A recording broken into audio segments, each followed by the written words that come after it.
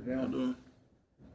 Jalen, how was the bye? Did you stick around here and get treatment or anything like that? Yeah, as I said, the bye came at couldn't have come at a better time, and I think a lot of the guys on the team took advantage of that time. Just being able to refresh. I'm obviously getting ready for this second half of the year, so I think it's been good for us all. What did refresh mean for you? I mean, how did you handle it? Just take time off. The normal bye week, self-evaluation, getting yourself and your body physically ready for the second half of the year. So that's always my approach on the bye week, and I feel like personally it's a good week, and a lot of guys took advantage of that personally for themselves. From a health perspective, did you get out of it what you wanted? Yeah, definitely got some time out of it, and that was the one thing that I kept saying. Yeah, we've seen the offensive efficiency really increase over the last several weeks versus maybe the first month.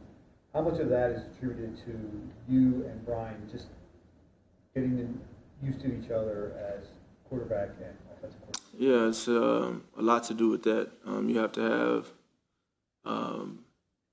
have a feel, and that's a real thing, and obviously, the standard that we have for ourselves internally is very high, and that's a thing of constant communication, everybody being on the same page and everybody being eager to grow.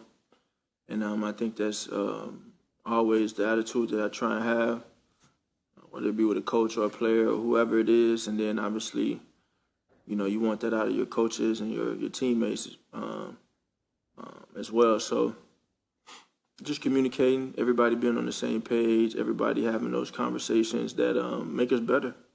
That's what it's all about, everybody being on the same page with that. It seems as Chiefs' pass defense and secondary in particular has gotten better since you last saw them in the Super Bowl. What is the tape showing you about that group?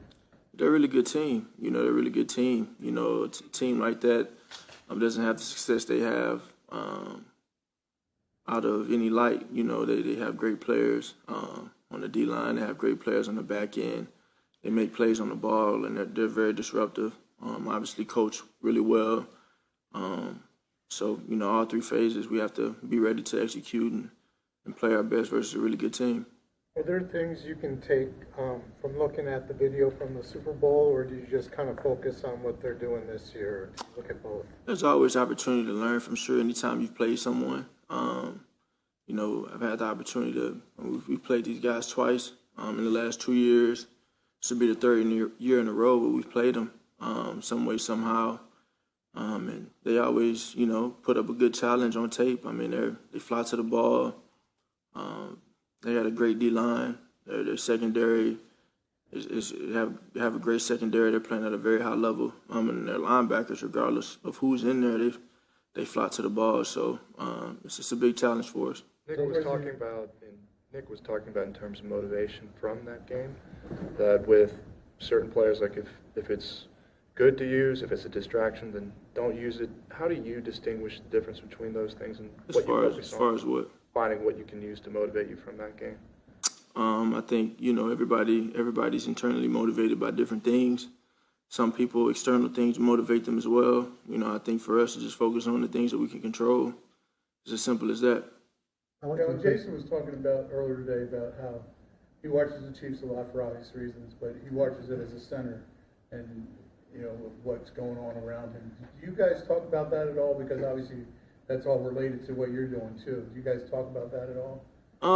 No. I know he's always, he has his foot in everything right now, but I know, he sees the game from a different perspective because he's played it for a very long time, and he has such strong knowledge in the game.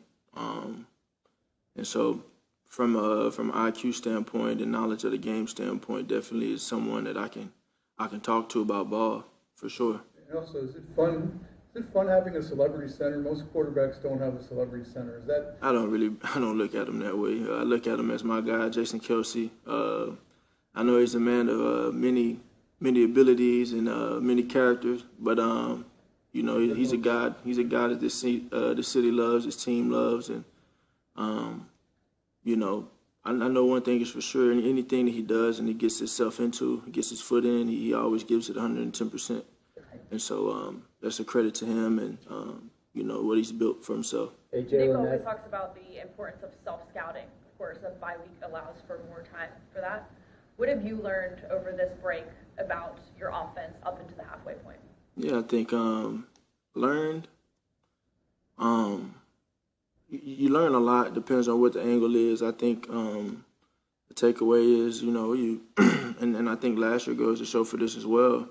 The way we play, how we're able to protect the ball and still be efficient and make big plays and do those things. I think really a tough team to deal with if we can put it all together with that. So it's just a matter of being consistent, you know, and it's a common word that comes up for every team in the NFL in this league. But being consistent, really honing in on the details, understanding the fundamentals of every play, challenging yourself to do that every play. And so, you know, it's just a day-by-day thing with that, but always chasing that progress, not necessarily the perfection of it, and just trying to be consistent in it. Hey, Jalen, at practice today, it looked like you weren't wearing that sleeve on your leg. Is that right?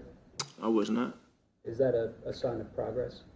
Yeah, I think time is a sign of progress. As I said, the bye week came at a great time, and you know, we all took advantage of that. I tried to take advantage of that time off, and everything is trending forward.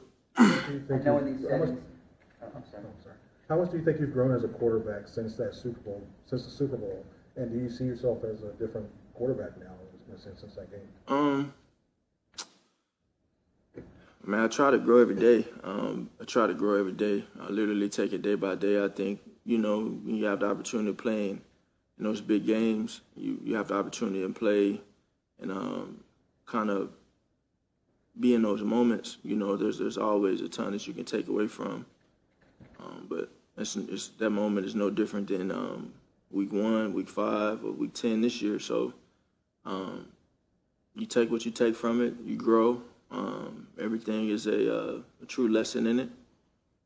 Just trying to move forward. I know in these settings you downplay the quarterback matchups, if you will, but obviously you and Patrick are linked in the sense Super Bowl quarterbacks, top 2 in MVP voting.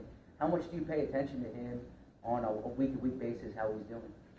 I mean, he's obviously he's playing for a really good team in this league, and he leads his team very well. And they've always had a great thing going.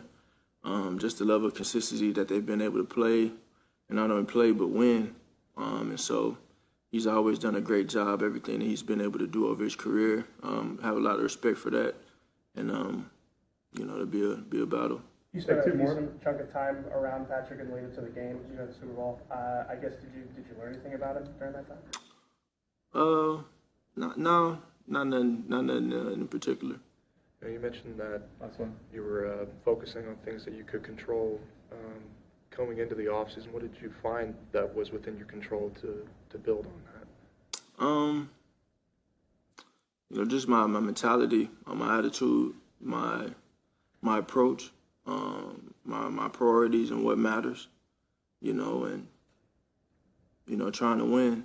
So all the little details that go into doing so, that's what my focus is always, winning. Okay, thanks everyone. Thanks. Thank you, gentlemen. Thanks.